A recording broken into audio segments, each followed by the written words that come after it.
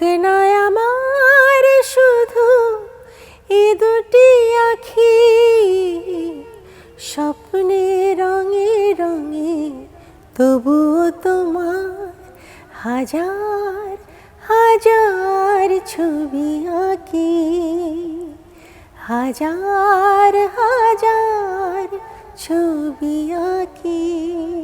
বুকে ধরে রাখবো, ছবি আঁকবো, মনে কত আশা। দেলোয়ার জাহান ঝন্টু আঙ্কেল, উনি আমাকে প্রথম ওনার চলচ্চিত্র বিদ্রোহী বধূ ছবিতে হঠাৎ করেই গান গাইবার প্রস্তাব দেন। আচ্ছা,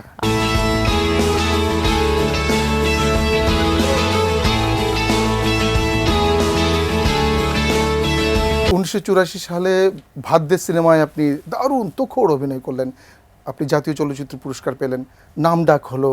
তারপরেও আপনি কিন্তু সিনেমায় আর আসলেন না, আপনি চলে আসলেন সঙ্গীতে।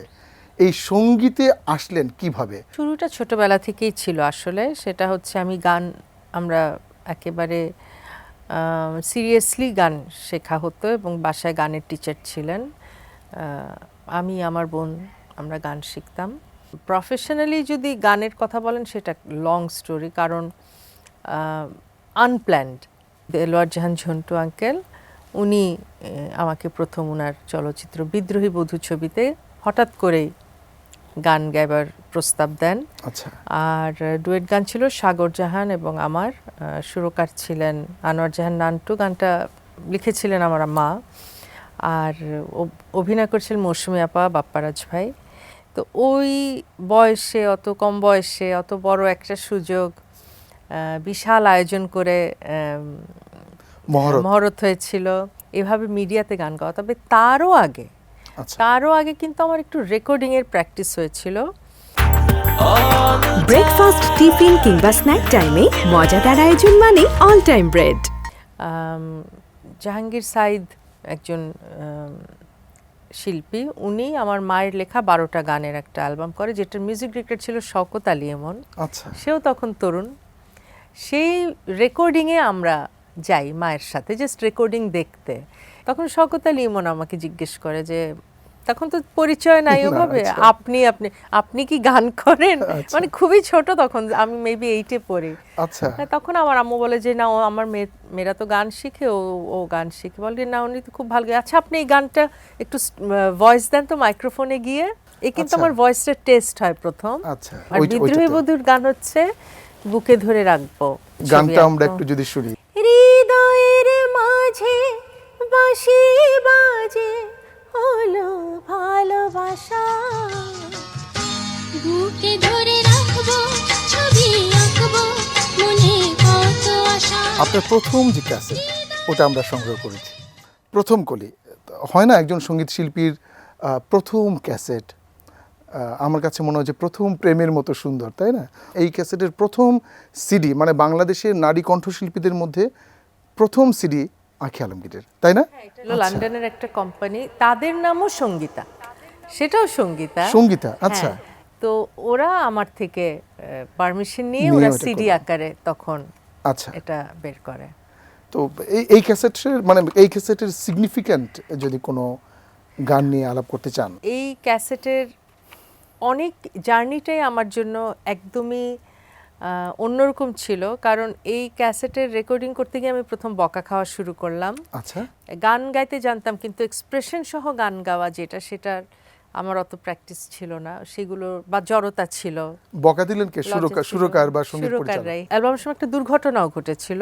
আচ্ছা, সেটা হচ্ছে সমস্ত গান কোনো একটা বজ্রপাত বা আর্থিং এর কারণে সমস্ত গানের আমার ভয়েস চলে গিয়েছিল।